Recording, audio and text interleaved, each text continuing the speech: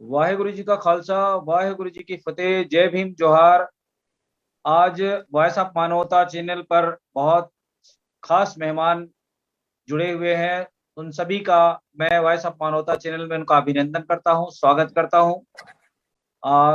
सबसे पहले छत्तीसगढ़ से पेरियार कहे जाने वाले आ, दाऊ नंद कुमार बघेल जी, आपका बहुत बहुत स्वागत है हमारे इस चैनल में। दाऊ जी, जय भीम, नमो बुद्धाय। हमारे बीच में नमो बुद्धाय। गुजरात से बेचर भाई राठौर, जो बामसेप के पूर्व अध्यक्ष हैं, वो जुड़े हुए हैं। एडवोकेट संतोष साहू साहब, जो ओबीसी मोर्चा के प्रदेश अध्यक्ष हैं, वो हमारे साथ जुड़े हुए हैं। और आप सभी मेहमानों का इस प्रोग्राम में बहुत बहुत स्वागत है, अभिनंदन है। आज हम दूसरे एपिसोड के रूप में वॉइस ऑफ मानवता चैनल में जुड़े हुए हैं, और आज का जो हमारा विषय है, मैं सभी मेहमानों को बता दूं कि पिछली बार हम लोगों ने किसान मजदूर एकता के संदर्भ में चर्चा किए। आज हम लोग उसी को आगे बढ़ाते हुए भारतीय संविधान में किसानों और मजदूरों के हक अधिकार के संदर्भ में चर्चा करेंगे। और जिस ढंग से आज भारत में वर्तमान में जो किसानों की परिस्थितियां हैं, उसको देखते हुए ये विषय रखा गया है। और इस विषय के संदर्भ में हम आज बेचर भाई राठौर के पास में पहले सवाल के रूप में जाना चाहेंगे। राठौर साहब, आप भारत के बहुजन बहुसंख्यक समाज की आवाज उठाते रहते हैं, लड़ाई लड़ते रहते हैं। मैं भारत के किसानों और मजदूरों के संदर्भ में जो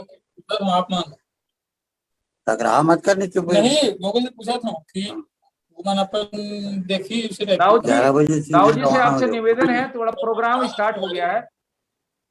हाँ। बेचर भाई राठौर साहब, मैं आपके पास पहला सवाल को लेकर आपके पास जाना चाहूंगा कि जिस ढंग से भारत में जो किसानों और मजदूरों के संदर्भ में आज की जो परिस्थितियां चल रही है, इस संदर्भ में हम आपके पास पहले सवाल के रूप में आपके पास जाना चाहेंगे।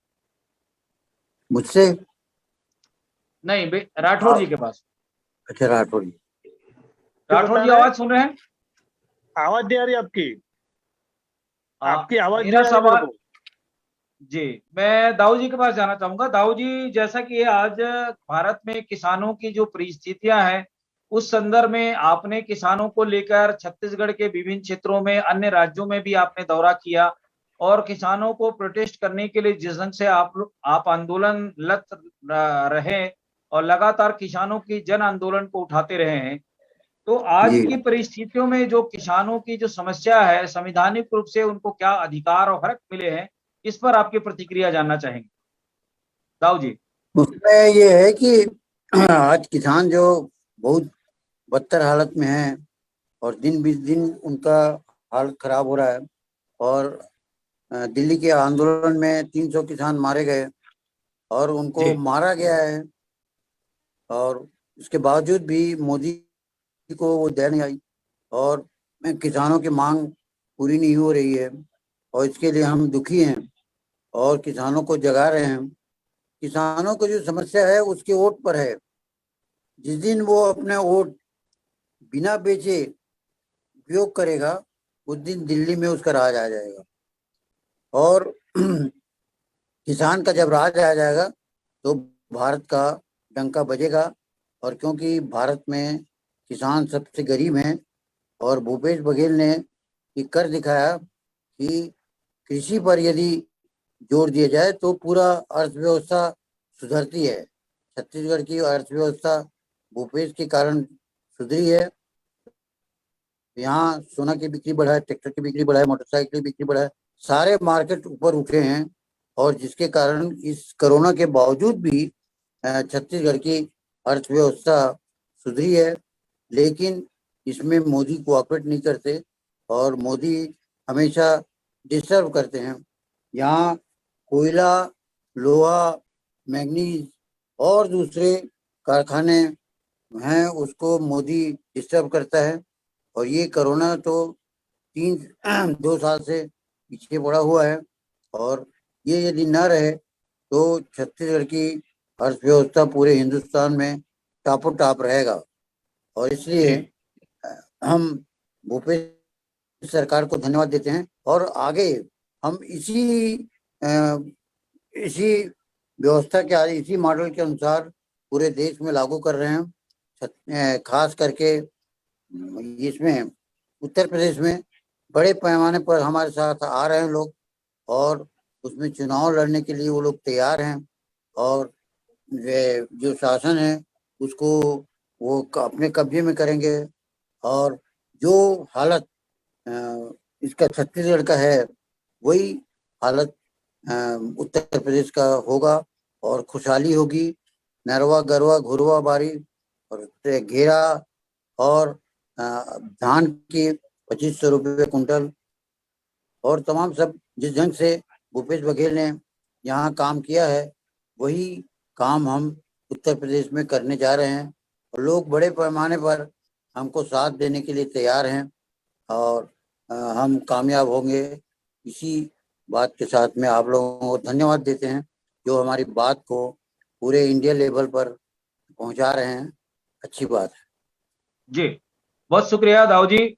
मैं संतोष साहू जी आपके पास जानना चाहूंगा कि जिस ढंग से भारत को कृषि प्रधान देश कहा जाता है और किसानों की जो स्थिति है वो दिनों दिन बद से बदतर होती चली जा रही है और जिस ढंग से अभी जो नई किसानों का जो बिल आया है उस संदर्भ में 6 माह से लगातार किसान आंदोलनरत हैं और ये किसान का जो आंदोलन है पूरे भारत भर में किसानों की ये ज्वलंत समस्या है, ज्वलंत मुद्दा है, उसको लेकर लगातार किसान अपनी आवाज उठा रहे हैं। इस संदर्भ में मैं आपके पास जानना चाहूंगा कि सरकार की नीति नियत कितना सही है, क्योंकि इनका स्लोगन है कि अच्छे दिन, सुशासन और आत्मनिर्भर भारत की बात करते हैं।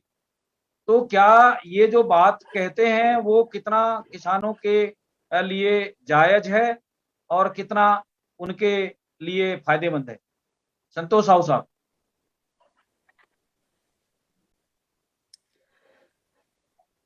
आप सभी को जय मूल निवासी, नमो बुद्धाय। जय मौलाना सिंह।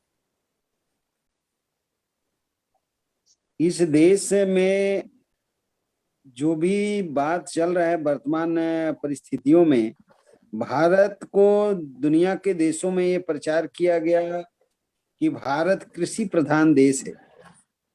अगर भारत सचमुच कृषि प्रधान देश है तो जिस तरीके से भारत में 2 बजट बनाए जाते हैं, एक सामान्य आम बजट है और एक रेलवे का बजट है, इसी तरीके से भारत में भी अलग से कृषि का बजट बनना चाहिए जी। आज भारत के अन्नदाताओं का जो दुर्गति है इस देश में, किसानों से बिना राय मशविरा किए कोई भी कानून बना देना, बीज का दाम बढ़ा देना, खाद का दाम बढ़ा देना, कीटनाशक दवाओं का दाम बढ़ा देना, डीजल पेट्रोल का दाम तो आसमान छू रहा है कि किसान ट्रैक्टर से डीजल डला के जो खेती कर रहे हैं उसका लागत भी वापस नहीं आ रहा है। इतनी महंगाई अन्य सामानों का बढ़ा दिया गया है, इसका सीधा असर भारत के किसानों के ऊपर पड़ रहा है। भारत में जो सेटलमेंट की जमीन है वो उसके ऊपर इस देश में चर्चा होना चाहिए कि जब अंग्रेज लोग 1921-22 से बंगाल से भारत की जमीन को सेटल करना शुरू किए, 1944-45 तक चलता रहा, तब जाके इस देश में आज किसानों के पास ऋण पुस्तिका है। जो जोतदारी भूमि है वो किसानों के नाम हुआ, ये अंग्रेजों के कारण हुआ, गुलाम भारत में हुआ। उस समय भारत में कृषि को लेकर जो जमीन थी, कृषि करने लायक जमीन थी, आज इस देश में किस वर्ग के पास कितना है ये भी एक बहुत बड़ा सवाल है। तो ये सेटलमेंट की भूमि के ऊपर भी चर्चा होना चाहिए कि इस देश में शेड्यूल कास्ट के पास कितना जमीन है, शेड्यूल ट्राइब के पास कितना जमीन है, ओबीसी के पास कितना जमीन है, सामान्य वर्ग के पास कितना जमीन है और धार्मिक अल्पसंख्यकों के पास इस देश में कृषि लायक कितनी भूमि है, इसके ऊपर भी बात होना चाहिए। और भारत में जब तक किसानों का हालत नहीं सुधरेगा भारत से गरीबी, भुखमरी, बेरोजगारी, बेकारी दूर होने वाला नहीं, क्योंकि ये देश में अभी उद्योग के ऊपर हम आश्रित नहीं हैं। अभी भी आधा से ज्यादा संख्या भारत का कृषि के ऊपर आश्रित। तो मैं माननीय नंद कुमार बघेल जी के बात का समर्थन करता हूं, और चूंकि मैं भी छत्तीसगढ़ से हूं, और ये भारत का छत्तीसगढ़ पहला राज्य है जहां हमारे राज्य के मुखिया माननीय मुख्यमंत्री भूपेश बघेल जी और उनके सरकार के द्वारा 25 रुपए किलो धान का मूल्य दिया गया है किसानों को। का से पूरे देश में होता है, क्योंकि धान का खेती में जो लागत है और बाजार में जो धान बिक रहे हैं अन्य राज्यों में, वो तो जो किसान लागत लगाते हैं उनका वो लागत भी वापस नहीं आ रहा है। तो इस देश में गरीबी कैसे दूर होगा, इस विषय पे मैं ये कहना चाहता। जी जी जी राठौर साहब, हमारी आवाज जा रही है आपके पास? राठौर जी बहुत स्लो आ रही है, ज्यादा ठीक से नहीं आ रही है आपकी आवाज। जी जी मेरी चलिए, आवाज आ रही है आपको? हाँ अभी ठीक आ रही है। मैं आपके पास अगला सवाल को लेकर आपके पास जाना चाहूंगा कि जिस दिन से भारत की जो पारंपरिक खेती है और उसके परिप्रेक्ष्य में जो आज का जो संदर्भ है, और उसमें किसान क्यों आत्मनिर्भर नहीं है और क्यों आत्महत्या करने के लिए भारत का किसान मजबूर है, और इसके कारण और निदान के संदर्भ में आपसे चर्चा जानना चाहेंगे। बेचर भाई राठौर साहब। पहले तो जगदीश जी, आप और मेघराज सिंह और वॉइस ऑफ मानवता की चैनल की टीम को बधाई देता हूं जी। आप लोगों ने भारत के ज्वलंत मुद्दे जो हैं, पर्टिकुलर आज 6 महीने से ज्यादा किसान आंदोलन चल रहा है, और वो किसान जो अन्नदाता जो कहलाता है, जिसने भारत के आन बान शान में अपना खून पसीना लगाकर इस देश को विश्व के सर्वोच्च शिखर पर ले जाने की जद्दोजहद की है। लेकिन इनके जो मुद्दे हैं उसको जो वाचा देना, उसको जवाब देना या उसको हाईलाइट करना, लोगों तक उनकी जो समस्या उसको ले जाना, वो काम आप लोग बाखूबी लगातार कहीं महीनों से कर रहे हैं। मैं इसलिए वॉइस ऑफ मानवता और उसकी टीम को धन्यवाद देता हूँ, खासकर मेघराज सिंह जी और जगदीश जी। और आज हमारे जुड़े मेरे साथी संतोष साहू जी, वडील श्री नंद कुमार बघेल जी। आज जो डिबेट के जो मुद्दे हैं उसमें बहुत ही अच्छी तरह से आप लोगों ने डिफाइन करने की कोशिश की है। आज जो किसान आत्महत्या कर रहा है या इनके साथ जो सरकार जो जाति कर रही है, यहाँ तक अभी जो मेरी नोटिस में जो आया लगातार 5-7 दिन से जो मैं देख रहा हूँ कि भाई मजदूर और किसान के बीच में दरार पैदा हो जाए, और उसको लेकर सोशल मीडिया और व्हाट्सएप इंडस्ट्री के ऊपर जो मसला मैं देख रहा हूँ लगातार 5-7 दिन से। और फुले अम्बेडकर मिशन के लोग या अपने आप को जो अम्बेडकरवादी कहते हैं, उन लोगों की, बहुत सारे लोगों की मैंने पोस्ट भी देखी। अभी आंदोलन 6 महीने से ज्यादा समय ले रहा है और सरकार हिटलर शाही के माध्यम से उनको घास नहीं डाल रही है।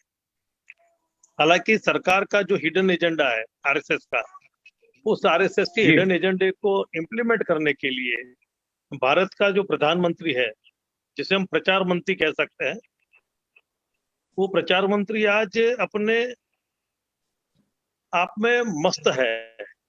उसको किसानों की, मजदूरों की, गरीबों की, लाचारों की, किसी की कोई परवाह नहीं है। वो अपने आप में मस्त होकर आगे मदमस्त हाथी की तरह चल रहा है। देश और समाज खत्म हो रहा है।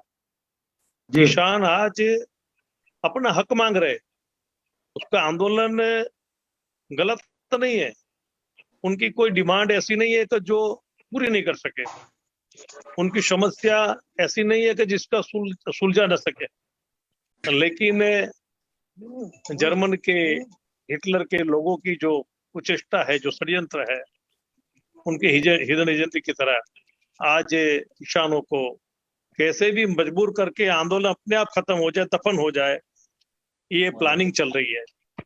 अभी जी। मेरी जो नोटिस में जो आया, मैं तो कहने जा रहा था कि कल बुद्ध पूर्णिमा है, जी। और बुद्ध पूर्णिमा के ऊपर भारत देश में बहुजन समाज के लोग बड़े पैमाने पर बुद्ध पूर्णिमा मनाते हैं।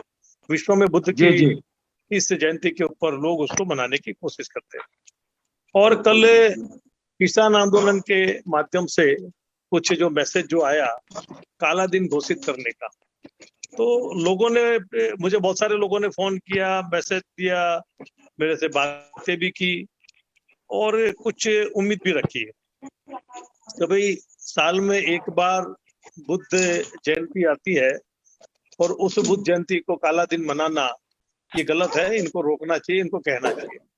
हालांकि जो मेरी नोटिस में है वहां तक मुझे जो मालूम है, अभी किसान आंदोलन को 6 महीना 26 तारीख को होने जा रहा है, तो उसके जी। मद्देनजर शायद उन लोगों ने काला दिन या भारत बंद का ऐलान किया हो या उसका विरोध करने की कोशिश की हो। लेकिन जो दरारें जो डालने की कोशिश हो रही है और व्हाट्सएप और फेसबुक के ऊपर जो मैसेज जा रहा है कि भाई SC ST OBC के जो मजदूर वर्ग है वो किसान आंदोलन से हट जाए, ये बहुत बड़ी साजिश मुझे दिख रही है। तो जी। मेरी किसान भाइयों से भी अपील है कि भाई हमें सबको मिलजुल के आगे बढ़ना है। हम चाहते हैं कि आजादी के 17 साल बाद इतना बड़ा आंदोलन खड़ा हुआ है। 17 साल में पहली बार, क्योंकि मुझे 75 का वो आंदोलन आज भी याद है, तो 75 में जब राठौर जी अपनी आवाज को म्यूट करें।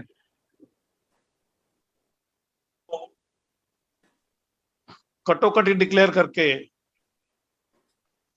रेल मंत्रालय ने जो काम किया था उसके ऊपर उस टाइम के communist leader mister George Fernandes ने बहुत बड़ा आंदोलन किया था और 75 के आंदोलन को कुचलने की, दबाने की जो कोशिश हुई थी, शायद 17 दिन से ज्यादा रेल बंद थी, भारतीय रेल बंद थी, लेकिन उन्होंने मचक नहीं दी, वो लड़े और उसने फतेह प्राप्त की।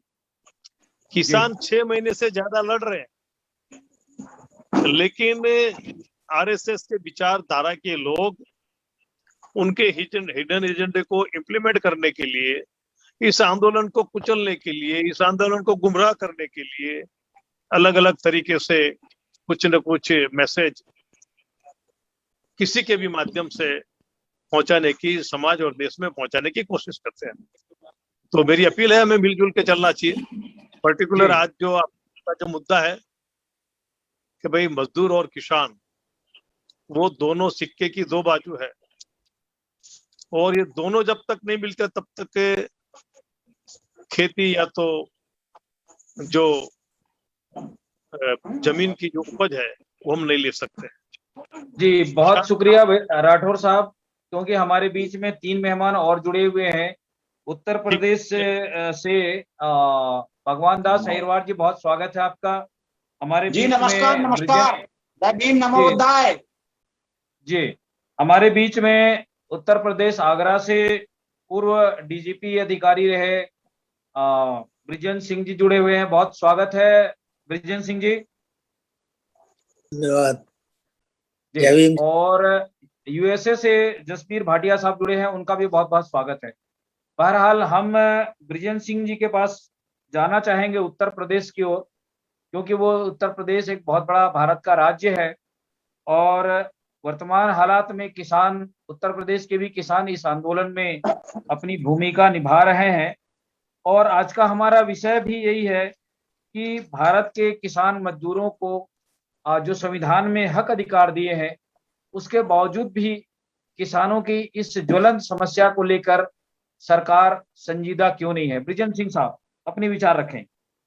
जी हाँ, ये काफी आंदोलन लंबा चल रहा है और जी। कोई भी आंदोलन, जब जन आंदोलन खड़े होते हैं तो जन चेतना पैदा होती है।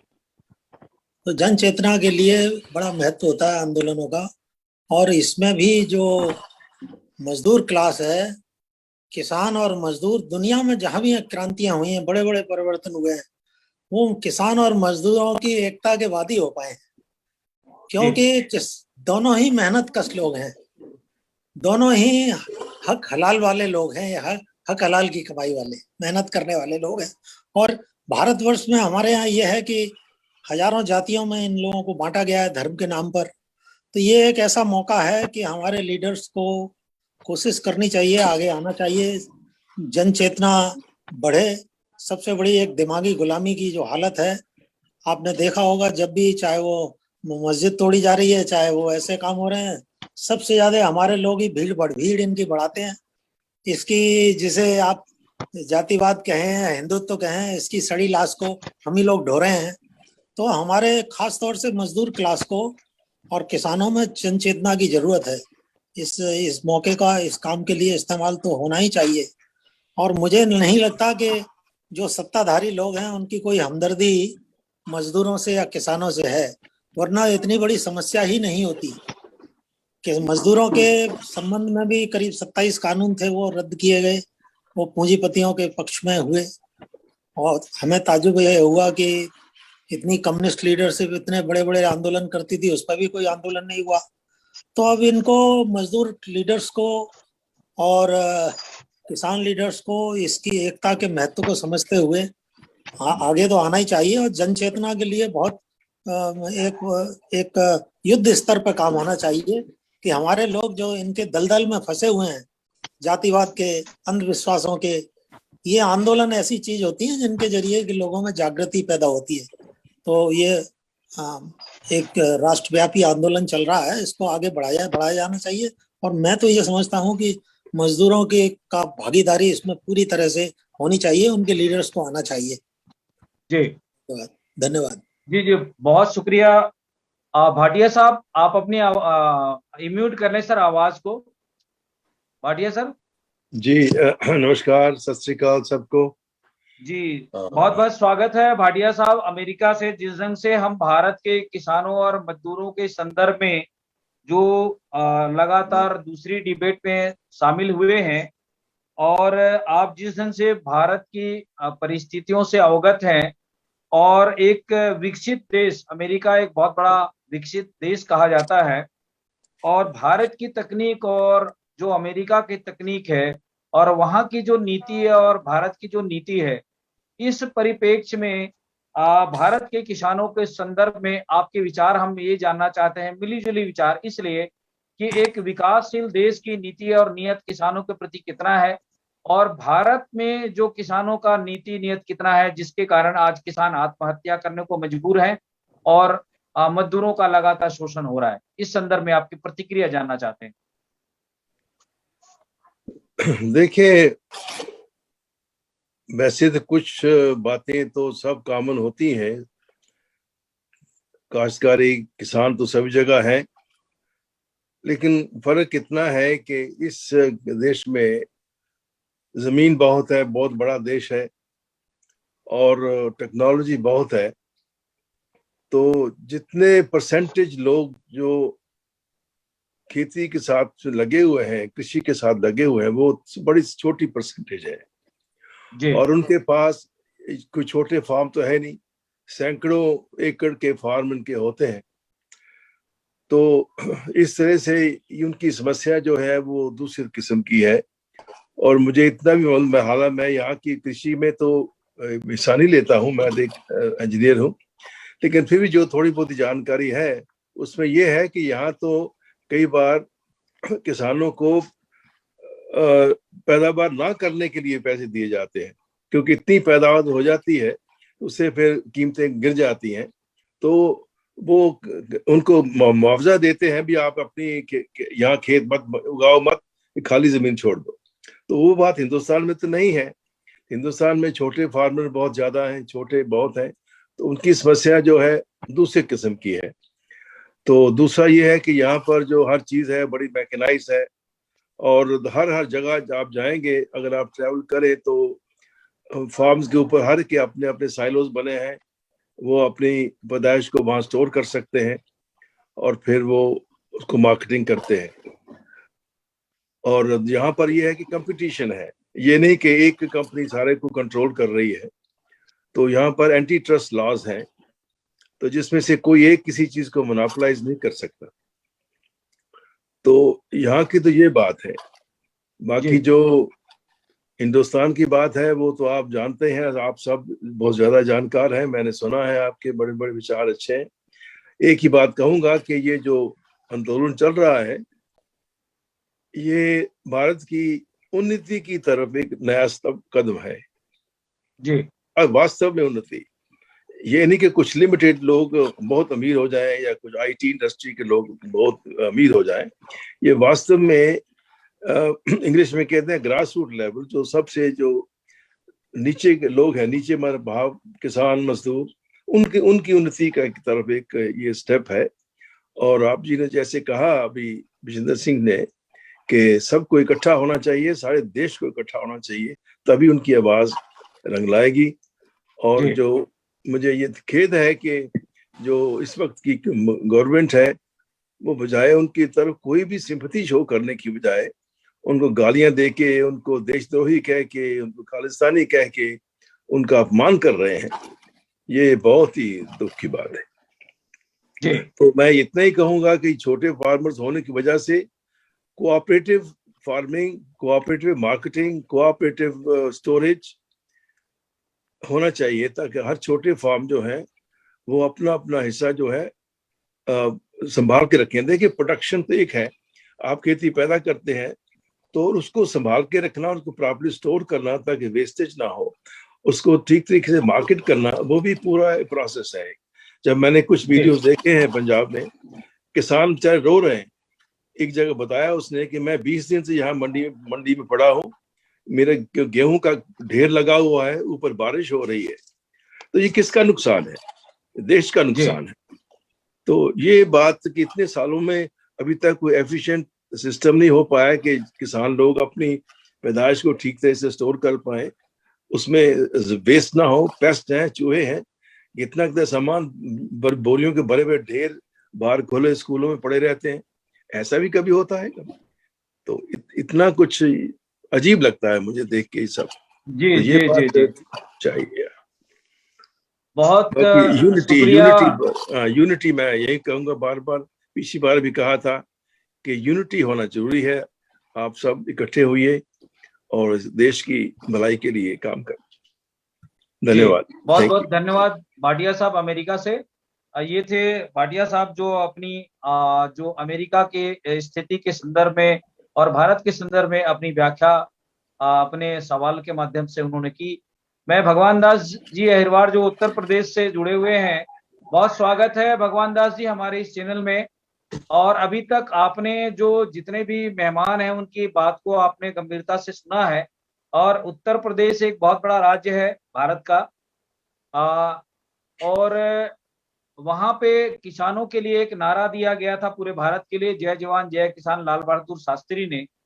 तो क्या भारत के जो किसान हैं उनकी हालात जो जिस स्थिति में आज है, उस संदर्भ में आप अपनी विचार रखें भगवान दास जी। देखिए, सबसे पहले तो मैं आपके वॉइस ऑफ मानवता चैनल को, बड़े भाई मेघराज साहब को और पैनल में बैठे आज के सभी मेहमान साथियों को मैं जो है बड़े नम्रता पूर्वक दिल से जय भीम, जय मूल निवासी, नमो बुद्धाय बोलते हैं जी। दूसरी बात मुद्दे की बात यह है कि ये वर्तमान जो सरकार है, मोदी राज है, ये चंद्र मुट्ठी भर लोगों ने हम 90% नहीं बल्कि 97% लोगों को भटका करके और बांट करके हम लोगों को जो है एक ऐसे रास्ते पे लाके खड़ा कर दिया है। झूठ फरोच की ये इन्होंने राजनीति की है। किसानों के प्रति इनकी कोई संवेदना नहीं है, किसानों के प्रति कोई इनकी हमदर्दी नहीं है। आप देख सकते हैं कि एक माचिस की कीमत तय होती है 1 रुपए, माचिस की कीमत 1 रुपए तय होती है। किसान के मटर की, किसान के गेहूं की कोई कीमत तय नहीं होती है। वो वहां जाके व्यापारी तय करता है। आज पता चल रहा है 30 रुपए किलो मटर बिक रहा है, तो कल 3 रुपए किलो बिकेगा। उसकी हत्याएं होती हैं, वो दिन प्रतिदिन कर्जदार होता है, और किसानों के प्रति, मजदूरों के प्रति कोई संवेदना नहीं होती है।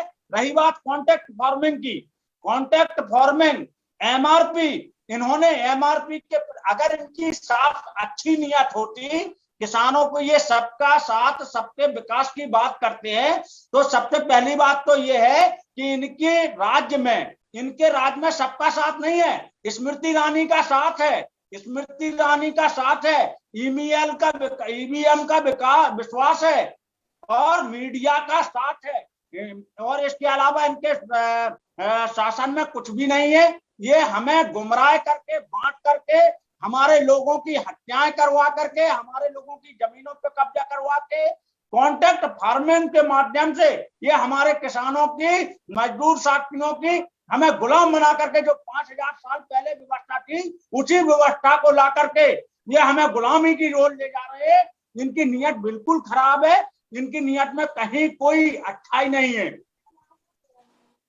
बहुत शुक्रिया भगवान दास जी। मैं आपसे और एक वो करूंगा, आपका एक सिद्धांत मेरा ये है कि जब भी हम किसी के बारे में डिबेट करें तो किसी का व्यक्तिगत हम उल्लेख ना करें, क्योंकि हमें संवैधानिक दायरे में रह करके अपनी बात करनी है, तो इस बात का आप जरा ध्यान रखें। मैं सवित नकवी जी हमारे साथ जुड़े हुए हैं। नकवी जी बहुत स्वागत है आपका। नकवी जी अपने विचार रखें। नहीं बड़े भाई, हम एक बात कहना चाहेंगे, वो हमारा शोषण कर रहे हैं, जो किसानों के प्रति इस तरीके से। किसान क्या आतंकवादी है? इनको किसान आतंकवादी दिखता है? जो कीले लगवा रहे थे, कटीले तार लगवा रहे थे, इनको शर्म नहीं आ रही थी? आज किसान को 6 माह पूरे बीतने को है। आप कह रहे हैं किसान सरकार को आड़े हाथ ना ले, हम सरकार से बात ना करें तो किससे कहें? हम आपके पास फिर दोबारा जाएंगे, आपके पास भगवान दास जी, अहिरवार जी आपके पास फिर जाएंगे दोबारा। नकवी जी अपने विचार रखें। शुक्रिया। वाहेगुरु जी का खालसा, वाहेगुरु जी की फतेह। वाहेगुरु जी का खालसा, वाहेगुरु जी की फतेह। भाई फतेह जी। ये लोकतांत्रिक सरकार है ही नहीं, और पीएम साहब जो है ये भी पीएम है नहीं, वो जबकि खुद कह चुके हैं कि मैं तो चौकीदार हूं। और पीएम जो है वो, उसको कुछ लोग ही जानते हैं कि पीएम कौन है, बाकी लोग जानते ही नहीं। तो ये पीएम साहब जो हैं, ये तब क्यों नहीं रो रहे थे? एक एक फुट का कील काटा गाड़ रहे थे रोड पे, और किसान इतने शहीद हो गए ठंडक में, इनको जरा से भी रहम ना आई। अब इनको ये एहसास हो रहा है कि कहीं जो इनके चट्टे बट्टे साथ देने वाले हैं वो धीमे धीमे खिसक रहे हैं। इनको भविष्य के कुर्सी के बारे में, ऐसा कुर्सी का चिपक तो मैंने कभी किसी को देखा ही नहीं। तो अगर आप समय दीजिए तो मैं तो बहुत बोलूंगा, वरना मैंने बता दिया ये पीएम नहीं है, और ये आरएसएस की सरकार चल रही है। वो बेटा है, उसको कोई रहम नहीं। 10 लाख बच्चे हर साल कुपोषण से मरते हैं। कितना गिनाओ भाई? बलात्कार पीड़िता लड़की का 100 बिना माता पिता के इजाजत के उसका 100 जला दिया गया। यानी कि कहाँ तक बताऊं, लोग समझते भी नहीं। नकवी साहब बहुत शुक्रिया। नकवी साहब हम आपके पास फिर दोबारा जाएंगे, क्योंकि हम मैं खत्म कर रहा हूँ 5 सेकंड। लोग हमारे देश में विचार क्यों नहीं करते, बस यही इतना कहना था। शुक्रिया। क्या है नकवी साहब, हम जो है जितने भी मेहमानों से मेरा एक निवेदन है कि हम जिस विषय को लेकर के चर्चा करते हैं, डिबेट करते हैं, उस पर ही ज्यादा अपनी विचार रखें।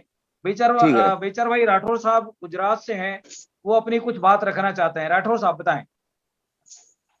सर, हमारे जो साथियों का जो आक्रोश है, यह जो बात जो पेश कर रहे हैं, वो जो दिल से आवाज निकल रही है, ये जो दर्द है वो दर्द दिल से निकल रहा है। 17 सालों से लोग भुगत रहे हैं। अभी जो परिस्थिति जो है इस देश में, किसान आंदोलन आज जो खड़ा हुआ, उसके बाद कभी ना हो ऐसी सिचुएशन बनाई जा रही है।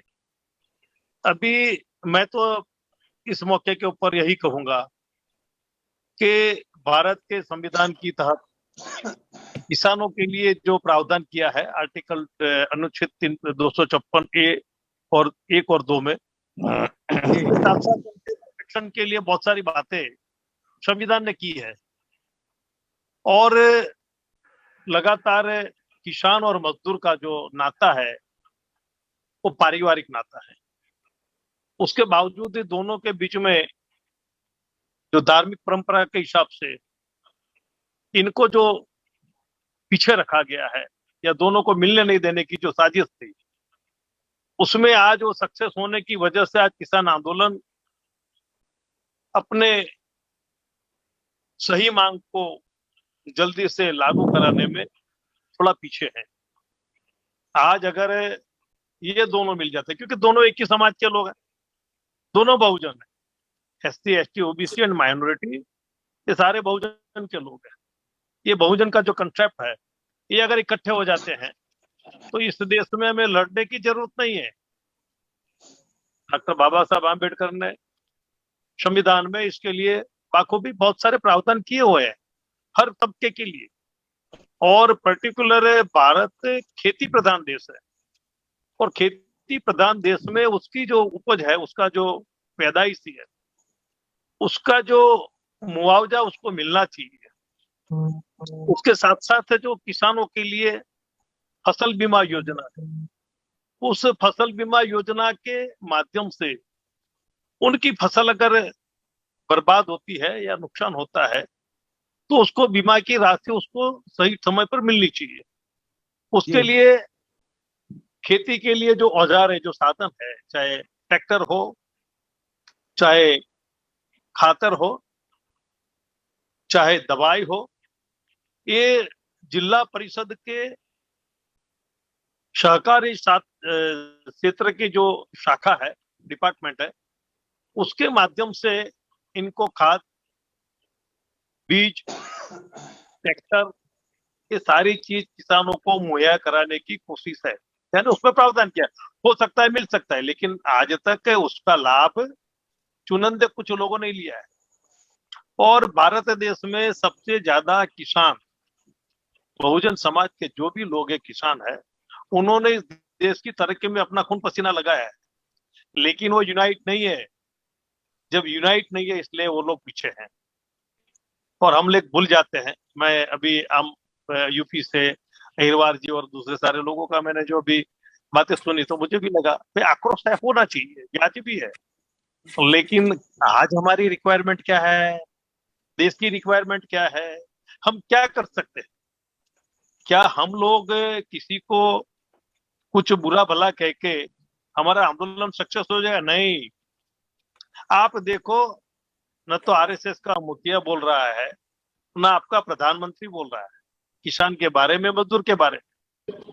आज भारत देश विश्व के सबसे कठिन दौर में, इतिहास के 5000 साल पूर्व के इतिहास अगर देख ले, उससे भी कठिन दौर में भारत देश गुजर रहा है। और पर्टिकुलर बहुजन समाज के लोग उससे भयभीति नहीं, उससे काफी दुखी और लाचार बन रहे हैं। और उसके लिए हमारी जो जिम्मेवारी है, हम जो कार्य करता है उनकी कोई जिम्मेवारी है, उस जिम्मेवारी में हमें अपने आप को देखना है। हम कहाँ है, हमने इनके लिए क्या किया, किसान आंदोलन के लिए हमने क्या किया, मजदूर आंदोलन के लिए क्या किया। हालांकि आज ये लोग सक्सेस इसलिए नहीं हो रहे कि जितने भी जो किसान आंदोलन में जुड़े लोग हैं, तो मैंने आगे भी बताया था, किसान संगठन जितनी भी है उनमें बहुत सारे हिंदू विचारधारा आधारित, RSS संघ के विचारधारा आधारित सारी संगठन है। ऐसे ही मजदूर संघ में भी है, चाहे खेत मजदूर हो, इंडस्ट्रियल मजदूर जो भी हो, उसमें भी बहुत सारी इनके संगठन है। तो जो न्याय दिलाने वाला जो आपका लीडर जो है वो तो वही लोग है, तो आपको कैसे न्याय दिलाएगा? इसलिए हमें अपने पैरों पे खड़े होकर, इकट्ठे होकर, एक होकर, नेक होकर, एक और नेक कुछ कर सकते इस देश में। नहीं तो आपके लिए, किसानों के लिए बने बहुत सारे कानून है, लेकिन उसका इम्प्लीमेंट नहीं हो रहा है, क्योंकि बीमा कंपनी जो है, चाहे बजाज की है, चाहे रिलायंस की है, यानी अदानी की है, अंबानी की है, सारा पैसा उनके जी पास जी आपका प्रीमियम का जा रहा है, प्रीमियम का पैसा जी आपका जा रहा है। जी राठौर साहब, अब हमारे साथ मेहमान बहुत जुड़े हुए हैं, मैं सबके विचार और लेना चाहूंगा। बहुत शुक्रिया ठीक आपको। ठीक ठीक ठीक आ, ठीक ठीक जी जी मैं हमारे बीच में सबसे वयोवृद्ध और छत्तीसगढ़ के किसान के बेटे कहे जाने वाले दाऊ नंद कुमार जी के पास फिर दोबारा जाना चाहूंगा, क्योंकि छत्तीसगढ़ में उनके बेटे मुख्यमंत्री हैं भूपेश बघेल जी, और लगातार किसानों के लिए लड़ाई लड़ने वाले दाऊ नंद कुमार बघेल जी, जो अभी सभी मेहमानों की बात सुन रहे थे। दाऊ जी, मैं आपसे निवेदन करूंगा कि जितने भी मेहमानों की जो बातें आपने गंभीरता से सुनी है, उन सभी के विचारों को लेकर आप एक अनुभव रखते हैं किसानों के संदर्भ में, मजदूरों के संदर्भ में, युवाओं के संदर्भ में। तो मैं आपसे दोबारा आपकी प्रतिक्रिया के लिए फिर आपके पास जाना चाहूंगा कि वर्तमान हालात में जो किसानों की इस जो काले कानून को लेकर जो 6 महीने से बैठे हुए हैं किसान, इन किसानों की समस्या को लेकर आप अपनी प्रतिक्रिया दें। देखिए, मैं बचपन से किसान आंदोलन कर रहा हूँ और खेती करते हुए किसान की लड़ाई लड़ते रहा हूँ, और उसी लड़ाई लड़ते लड़ते भूपेश को मुख्यमंत्री मैंने बना दिया। अब ये सवाल है कि भूपेश ने जो प्रगति किया है और किसानों के बारे में जो भी कदम उठाया है, और यहाँ नरवा गोरवा घुरवा बारी जानवरों की हदबंदी और धान की मूल्य, ये सारा हम उत्तर प्रदेश में कह रहे हैं कि यदि आप भी इस ढंग से काम करें और किसानों की राज्य स्थापित करें तो आपको भी जो छत्तीसगढ़ में लाभ मिल रहा है वह मिलेगा। किसान, उत्तर प्रदेश के किसान हमारे साथ हैं और अगले आने वाले चुनाव में वो दिखेगा और छत्तीसगढ़ का मॉडल उत्तर प्रदेश में पहले बनेगा। अभी करीब 1000 विधानसभा होना है चुनाव, जिसमें गुजरात भी है, झारखंड है, पंजाब है, गोवा है। इस तरह से जो 1000 विधानसभा में चुनाव हो रहा है, उसमें हम छत्तीसगढ़ मॉडल को प्रस्तुत कर रहे हैं और उसकी लड़ाई होगी। सत्ता हमारे हाथ में आएगा तो हम छीन लेंगे, कानून बना लेंगे, और जब तक के सत्ता दूर रहेगा तब तक के हम कुछ भी नहीं कर सकते। जैसे देवीलाल जी ने कहा था टिकैत को कि ट्रांसफार्मर के लिए आंदोलन करने की जरूरत नहीं है, ऑर्डर देने की जरूरत है। यदि हमारे पास सत्ता होगा तो ऑर्डर देंगे और ट्रांसफार्मर लग जाएगा। तो किसान आंदोलन करके और एकजुट होकर के सत्ता की लड़ाई लड़ना चाहिए। लखनऊ हमारे अंडर में हो, दिल्ली हमारे अंडर में हो, कानून हम बना सकें और किसी के मोहताज नहीं, क्योंकि हम जनसंख्या में ज्यादा हैं और उसमें उसका उपयोग करते हुए सत्ता में भागीदार बने तो हमको कोई रोक नहीं सकता। कल हमारी है और सत्ता में भागीदारी के लिए हम आंदोलन चला रहे हैं। जी जी बहुत शुक्रिया दाऊ जी। मैं संतोष साहू जी के पास दोबारा फिर जाना चाहूंगा। संतोष साहू साहब, जिस ढंग से वर्तमान में किसानों के हालात को लेकर अभी आपने सभी मेहमानों की बातों को सुना, आप एक अधिवक्ता भी हैं, कानूनविद भी है, तो जिस ढंग से किसानों के नीति को लेकर भारत का किसान खुशहाल हो सके, इस दिशा पे सरकार क्यों प्रयासरत नहीं है? क्या उनके नीति में ऐसी कोई कमी है जिसके कारण पूरे भारतवर्ष का किसान लगातार आंदोलनरत है? इस पर हम आपसे विस्तार से जानना चाहेंगे संतोष साहू साहब। ये अभी जो भी बातें मैं सुना हूं उसमें हमारे पूर्व वक्ता साथियों ने एक बात कहा कि किसानों के ऊपर बेबुनियाद निराधार जो आरोप लगाए जा रहे हैं कि ये खालिस्तानी हैं, ये अन्य विदेशों के एजेंट हैं, ऐसे तमाम अभद्र शब्दों का उपयोग किसानों के साथ किया जा रहा है। अलग अलग उनको अलग करने का जो साजिश लंबे समय से चल रहा है कि ये तो सिर्फ पंजाब के किसान हैं, फिर बाद में आया कि ये तो हरियाणा के किसान हैं, ये तो सिर्फ सरदारों का आंदोलन है, ये सिखों का आंदोलन है। मैं इस विषय पे एक बात और कहना चाहता हूं कि इस देश में जब मुगलों का राज था 350 साल, उससे पहले मंगोलों का राज था 300-350 साल। ये सारे विदेशी आक्रांताओं का जो इतना बड़ा सल्तनत था, उस सल्तनत को अगर देश से जड़ समेत उखाड़ के अगर कोई फेंक पाए और महत्वपूर्ण भूमिका अगर किसी का है तो वर्तमान हरियाणा, दिल्ली, पंजाब में जो सिख भाई हैं, जो हमारे गुरु हैं, उनके योगदान से ही इस देश से आतताई मुगलिया सल्तनत समाप्त हुआ। वो ऐसे लोग हैं जो न्याय के साथ हमेशा खड़े होते हैं।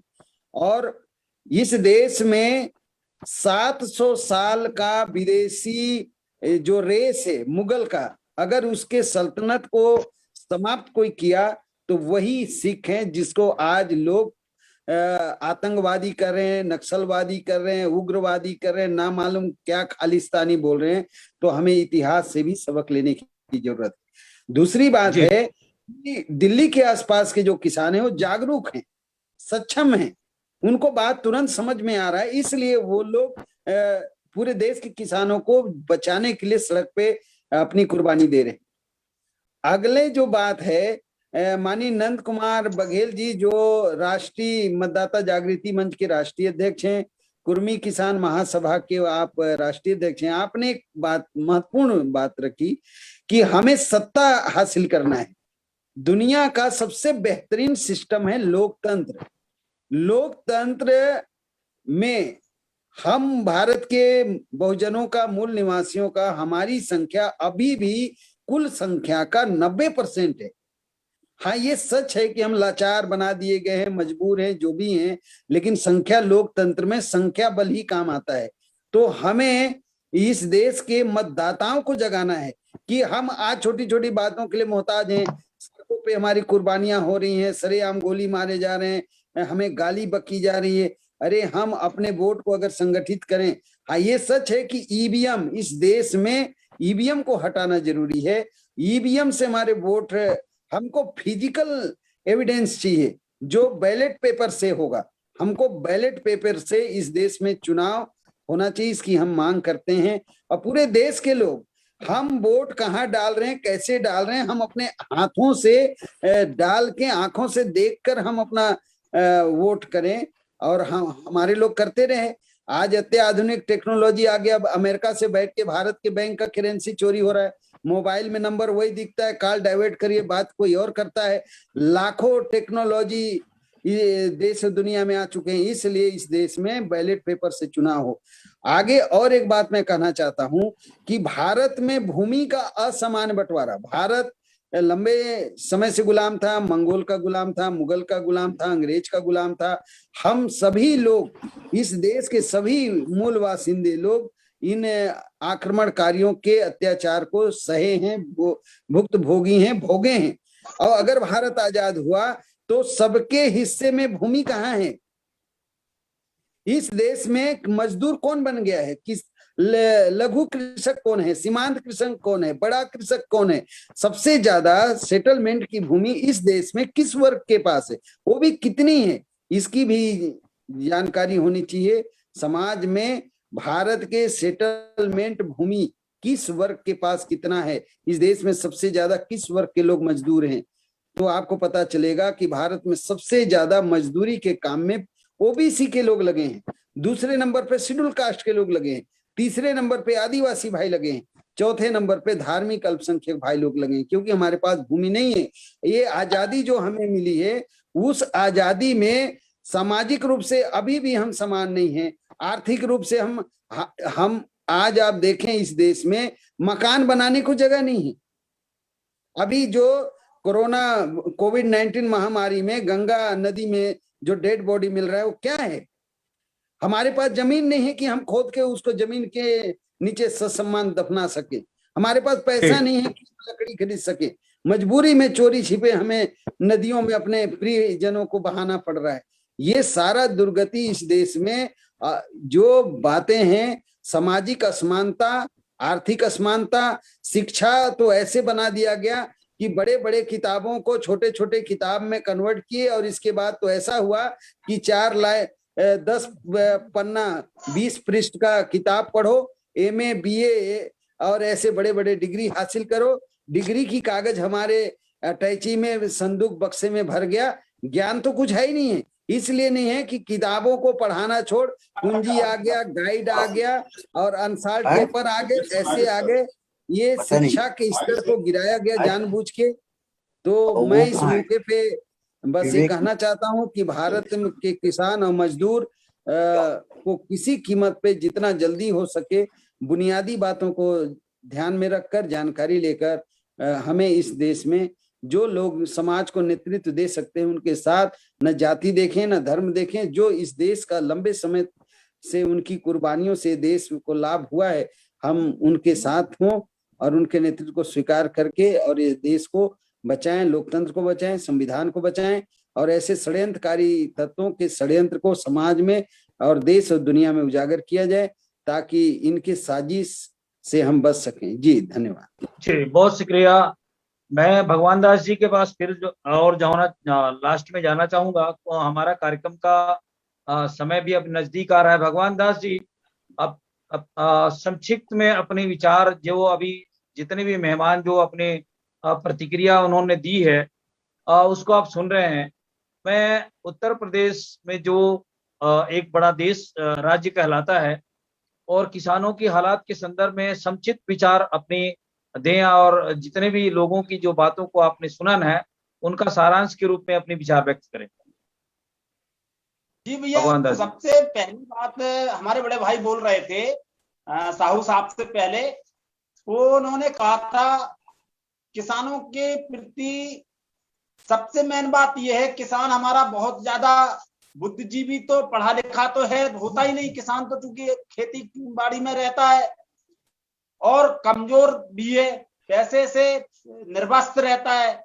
आज जिस फॉर्म में किसान की खेती को कॉन्ट्रैक्ट वाले ले रहे हैं, फॉर्मेट कॉन्ट्रैक्ट वाले ठेकेदार लोग ले रहे हैं, खरीद रहे हैं। हमारे जिले में करीब करीब 75 करोड़ रुपए का गेहूं खरीद के ले गए, उन किसानों का पेमेंट आज तक नहीं हो पाया। वो ऐसे लोगों को जिन लोगों ने ले जा करके माल को ले गए, आज तक उनको पैसा नहीं मिला। उनकी लड़कियों की शादी टूटी, उनके बेटों की शादी टूटी, उनके बेटों की शिक्षा खत्म हुई और उन्होंने आत्महत्या की है। हम लोगों ने लग के घूम फिर के मुकदमा लखवा पाया। अरे जो किसान एक दरोगा से बात नहीं कर सकता, जो किसान एक सिपाही से बात नहीं कर सकता, वो किसान कैसे उन कॉन्ट्रैक्टरों से जो है जिलाधिकारी के पास कैसे जाएगा, कैसे क्या करेगा, हमारे समझ में नहीं आती। ये कानून लाने की आवश्यकता कहाँ पड़ रही है इनको। हम लोग 6 माह से जगह जगह हम लोग भी उसमें लगे हुए हैं, किसान महापंचायतें भी कर रहे हैं। तो हमारा मतलब ये है कि हम लोगों को कहीं भी जहां भी जाते हैं सभी जगह किसान यही बात कहते हैं कि भैया हमें ये कानून की आवश्यकता नहीं है, हम तो ऐसे ही जो है सब कुछ ठीक है। हाँ, अगर सरकार की मंशा ठीक है तो सरकार हमें डीजल पे छूट दे, सरकार हमें कृषि उपकरणों पे छूट दे, सरकार हमें ट्रैक्टर उपलब्ध कराए, हमें सरकार जो है वेयरहाउस उपलब्ध कराए। ये तो कहीं कुछ नहीं है। रही बात लोकतंत्र की, तो लोकतंत्र की आज सरेआम हत्या की जा रही है। आपने देखा होगा संविधान की हत्या की जा रही है। अभी उत्तर प्रदेश के शिक्षा मंत्री महोदय ने हमारे ओबीसी कोटे के भाई का जो वैकेंसी थी, उस वैकेंसी को अपने भाई को जो बिल्कुल गलत तरीके से जो है उनका वो की गई है जो है संविधान की हत्या ही नहीं बल्कि हम ये कहेंगे कि लोकतंत्र की हत्या कर दी है। इनके पास झूठ परोस और मात्र बेईमानी के अलावा दूसरी कहीं कोई नियत नहीं है। ये हमारे मजदूर को, हमारे किसान की रीढ़ की हड्डी होता है। हमारे किसान को और सैनिक को आमने सामने लड़वाना चाह रहे हैं, बाप को बेटे से पिटवाने का काम कर रहे हैं, क्योंकि हमारा ही किसान का बेटा ही तो सेना और सीमा पे है। तो हमारे ये सरकार की जो नियत है, ये सरकार की नियत चंद्र जो मुट्ठीवाल लोग हैं वो प्रताड़ित करके, कमजोर कर करके और उसको जो है इस तरीके से नर्वस करके महिलाओं के साथ रही बात, महिलाओं के साथ आप देख रहे होंगे लगातार ऐसा कोई दिन नहीं जा रहा जिस दिन महिलाओं के साथ दुष्कर्म ना हो रहे हो। ऐसा कोई दिन नहीं जा रहा है जब दलितों की जमीनों पे कब्जा नहीं किए जा रहे हो। तो ऐसा गुंडा राज हमें देखने को नहीं मिला आज तक। कहाँ संविधान रहा, कहाँ ये सरकार की नीति रही, कहाँ सरकार को जो है यहाँ की जनता को देखना चाह रही है। यहाँ तो जनता त्राहिमाम मची है, लोगों के पास 4 दाने नहीं है खाने के लिए, लोगों की किडनियां निकाल के बेच रहे हैं। ये इन्होंने पुलवामा हमला करवाया, कहाँ गई जांच रिपोर्ट? उत्तर प्रदेश की विधानसभा में आरडीएक्स पकड़ा जाता है, कहाँ गई जांच रिपोर्ट? आज तक इनके खिलाफ कार्रवाई क्यों नहीं हुई, समझ में नहीं आता। आप सोच सकते हैं। जी भगवान दास जी, बहुत शुक्रिया। मैं और भी मेहमानों के पास जाना चाहूंगा, हम और आपके साथ डिबेट करेंगे ज्वलंत मुद्दों को लेकर। ठीक है, बहुत शुक्रिया। मैं फिर से अमेरिका से जुड़े जसबीर भाटिया साहब के पास जाना चाहूंगा और सभी मेहमानों से 1-2 मिनट में आज के इस मुद्दे को लेकर संक्षिप्त प्रतिक्रिया के रूप में अपनी बात रखनी होगी, सारांश के रूप में, क्योंकि कोई भी सब्जेक्ट का उसका अर्थ निकलना चाहिए, लोगों तक मैसेज जाना चाहिए कि जिस ढंग से हमारे किसान भाई पूरे भारत देश के अंदर में आज लंबे समय से आंदोलनरत हैं और उनके लिए हमें सोचना चाहिए, क्योंकि ये समस्या पूरे भारत ही नहीं अपूर्ति पूरे दुनिया की किसानों के लिए ये ज्वलंत मुद्दा है।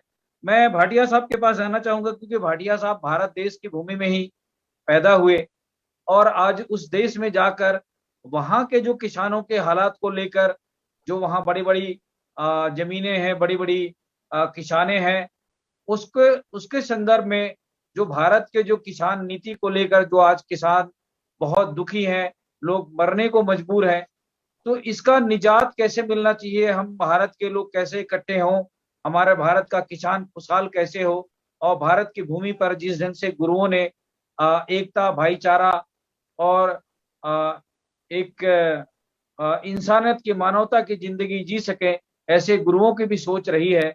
मैं अंतिम प्रतिक्रिया के रूप में भाटिया साहब के पास जाना चाहूंगा। भाटिया साहब अपने विचार रखें। सबने बहुत ही महत्वपूर्ण शब्दों में सब बातें बताई हैं। मैं इससे ज्यादा कुछ क्या कह सकता हूँ। जो भी संतोष साहू जी ने कहा बिल्कुल सही है। मैं तो पहले भी एक बार कह चुका हूँ कि गुरु गोविंद सिंह के, फिर आपको मालूम ही होगा, गुरु नानक से लेके गुरु गोविंद सिंह तक एक ही नीति रही है मानवता की 3 में।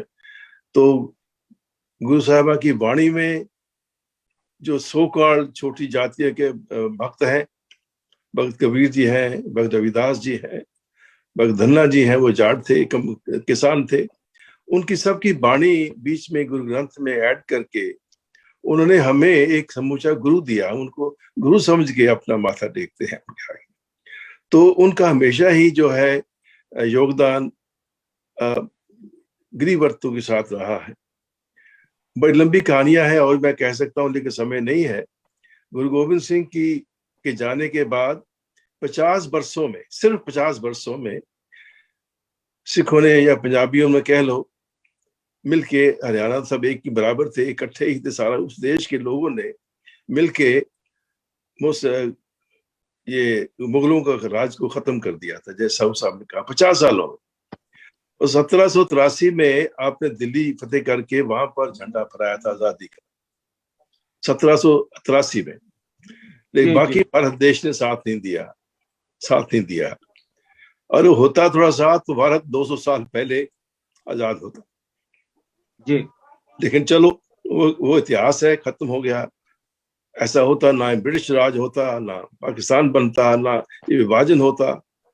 तो चलो वो लंबी कहानी है। तो मैं आज यही कहूंगा कि आप सबको मिले, आप सब मिलके इस बात को आगे बढ़ाएं। तो ये समय आ गया है, ये एक शांतिपूर्व क्रांति है, शांतिपूर्व क्रांति है।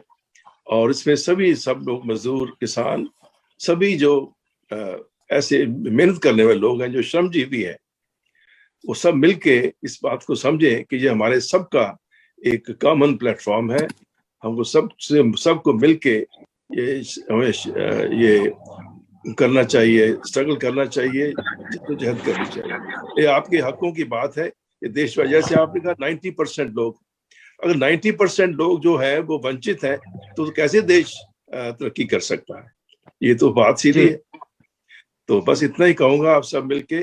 और मैं फिर अंत में भी जो भी सरकार है, मैं उनके हाथ जोड़ के ये विनती करता हूँ, मैं किसी का बुरा नहीं कहना चाहता भाई। किसान आपके देश के लोग हैं, उनको सम्मान दें, उनकी शिकायतों सुने और उनका कोई समाधान निकालें।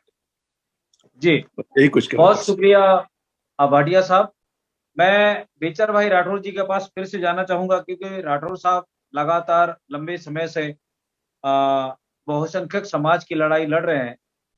राठौर साहब, भारत के बहुसंख्यक किसानों को, मजदूरों को कैसे उनके हक अधिकार मिले, और जो ये आंदोलन है कैसे खत्म हो, और भारत के किसान कैसे खुशहाल हो, समृद्ध हो, विकसित हो? आपकी प्रतिक्रिया।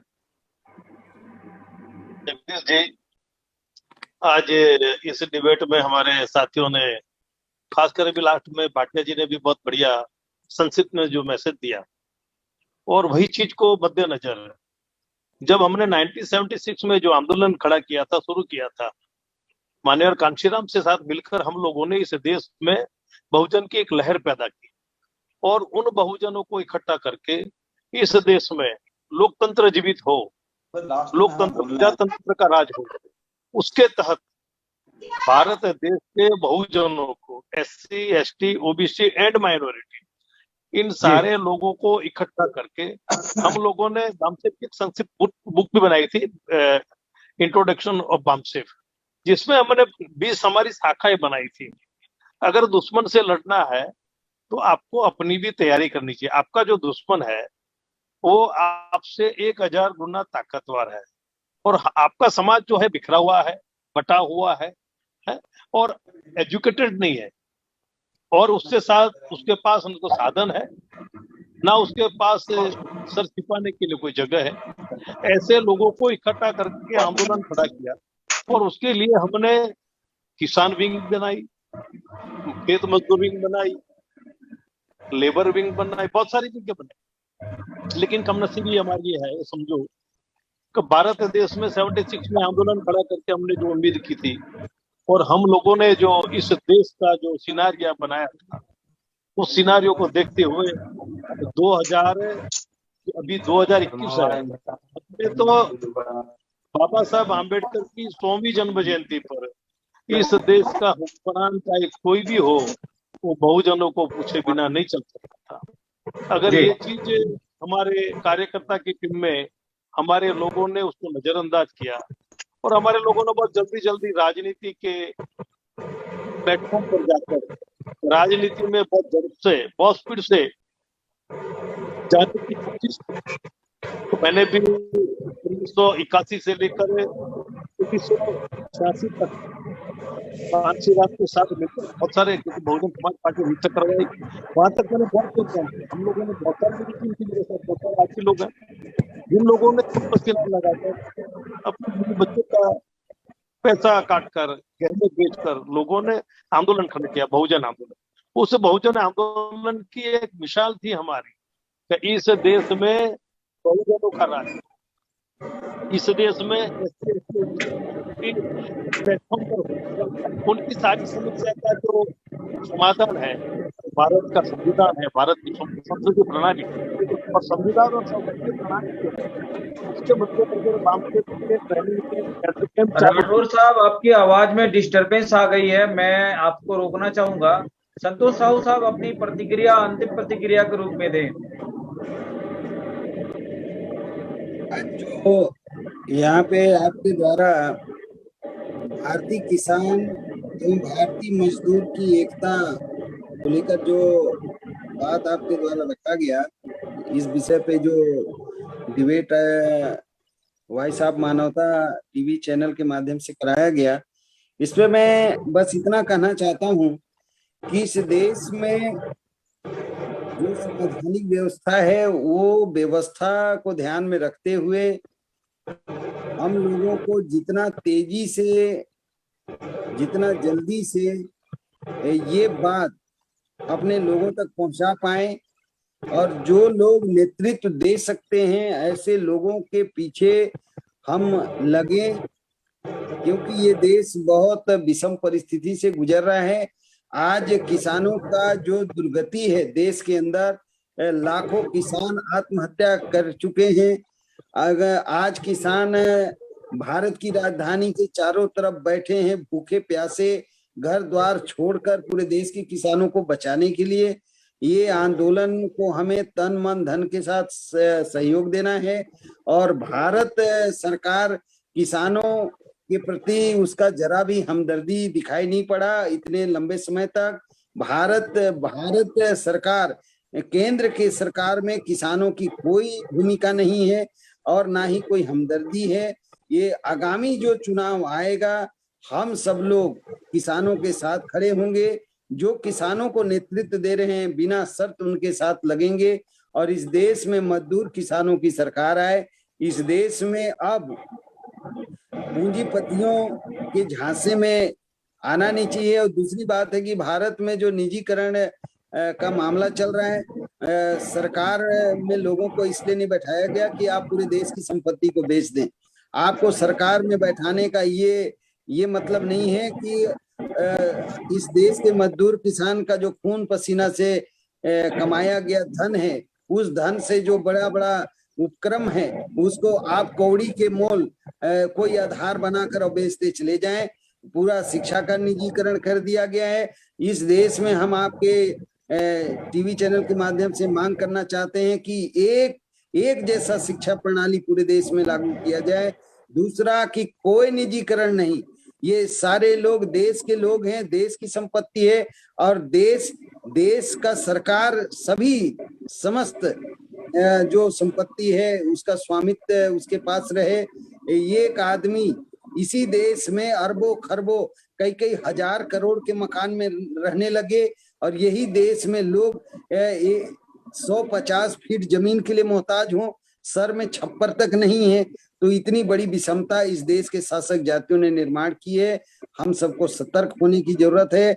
हमें बात कम भले हम करें, लेकिन हम अपने लोगों के दुख दर्द में खड़े हों। बस इस विषय में ये कहना चाहता हूँ। आखिरी बस एक बात है कि भारत में schedule caste, schedule tribe, OBC और समय समय पे धर्म परिवर्तित मूल निवासी भाइयों का संख्या अभी भी 90% है। हम एक वंश के लोग हैं, एक डीएनए के लोग हैं।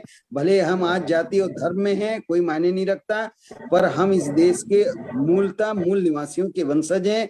और इस देश में नस्ली लड़ाई चल रहा है। यूरेशियाई आर्य मूल के लोग हम लोगों के नस्ल को तबाह बर्बाद करना चाहते हैं। उसके 1 लाख सबूत हमारे पास लिखित एविडेंस है, बहुत सारी बातें हैं। इसलिए हमें अब बिना देर किए जो हमारा नेतृत्व कर सकते हैं, ऐसे सुलझे समझदार जिनका लंबे समय से समाज के अंदर सक्रिय भूमिका है, उनके नेतृत्व को स्वीकार कर उनके सूझबूझ से हमें देश के में संवैधानिक दायरे में रह के कानून का पालन करते हुए अपनी बात और आंदोलन चलाना चाहिए। ये इतना ही इस मौके में कहना चाहता हूँ। आपसे मुझे अवसर दी उसके लिए बहुत बहुत धन्यवाद। वॉइस ऑफ मानवता को भी बहुत बहुत शुक्रिया, धन्यवाद जी। बहुत बहुत धन्यवाद। आज के इस कार्यक्रम को हम यही समाप्त करना चाहेंगे, क्योंकि हमारा समय भी हमें इजाजत नहीं देता है। आने वाला फिर समय में हम और ज्वलंत मुद्दों को लेकर वॉइस ऑफ मानवता चैनल में फिर से जुड़ेंगे। और आज के इस कार्यक्रम में और इस डिबेट में माननीय बाबूजी अगर जुड़े हैं तो बाबूजी के माध्यम से कार्यक्रम को समापन करना चाहिए, उनका राय लेकर। उनकी तो चेहरा नहीं दिख रहा है, मेरे ख्याल से आवाज है। दाऊ जी हमारी आवाज आ रही है? मेरे ख्याल से नहीं सुन रहे हैं। बहरहाल हम आज के इस कार्यक्रम को यहीं समाप्त करना चाहेंगे और मैं सभी मेहमानों का अपनी इस डिबेट में महत्वपूर्ण भूमिका निभाते हुए अपनी कीमती समय को देकर आज के इस किसान मजदूरों के संदर्भ में अपनी प्रतिक्रिया व्यक्त की, जिसमें छत्तीसगढ़ के मुख्यमंत्री के पिताजी दाऊ नंद कुमार बघेल जी, छत्तीसगढ़ से एडवोकेट संतोष साहू साहब, गुजरात राजस्थान से बेचर भाई राठौर साहब जो बामसेप के प्रेसिडेंट रहे पूर्व, यूएसए से जसबीर भाटिया साहब और भगवान दास जी सईद नकवी साहब और तमाम जो मेहमान हमारे इस डिबेट में शामिल होकर इस कार्यक्रम को अपनी समय देकर आज के इस महत्वपूर्ण विषय को लिए सभी का वाहेगुरु जी का खालसा, वाहेगुरु जी की वाहेगुरु जी की फतेह। जय भीम, जोहार।